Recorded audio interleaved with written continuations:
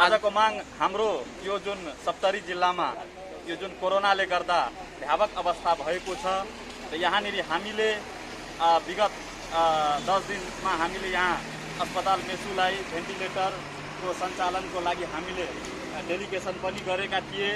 र वास्तवमा यहाँनिर सप्तरी जिल्लामा अहिले भयावक अवस्था भइरहेको छ, मृत्यु दर बढिरहेको छ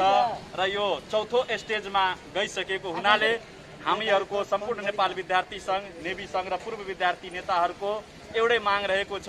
कि यहाँनिर भेन्टिलेटर आइसियू सप्तरी जिल्लाको यो अञ्चल अस्पताल गजेन्द्र नारायण सिंह अञ्चल अस्पतालमा तुरुन्त सेवा सञ्चालन हुनु पर्यो र आइसोलेसन जुन छ प्रत्येक गाउँपालिकामा आफ्नै गाउँपालिका स्तरीय नगरपालिका स्तरीय सञ्चालन हुनु पर्यो। यसले गर्दा के हुन्छ भने राजविहार गजेन्द्र नारायण हस्पिटलको स्वास्थ्य सेवा पनि सुचारू हुन्छ र त्यसै गरी स्थानीय सरकारले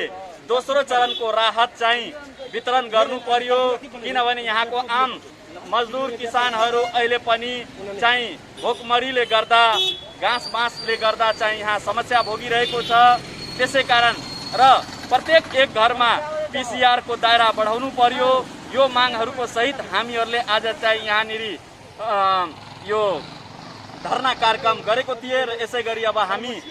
चरणबद्ध रूपमा यसलाई गर्नेछौँ र हाम्रो एउटै माग हो, हामीले यसलाई राजनीतिकरण गर्न खोजेको होइन। अहिलेको समयमा चाहिँ यो अत्यन्त आवश्यक र संवेदनशील कुरा भएकोले सप्तरी जिल्ला एकदम जोखिम अवस्थामा गइरहेको हुनाले यसलाई वर्तमान सरकारले स्थानीय सरकारले यथाशीघ्र यसमा लागू हुनु पर्यो, हाम्रो माग रहेको छ।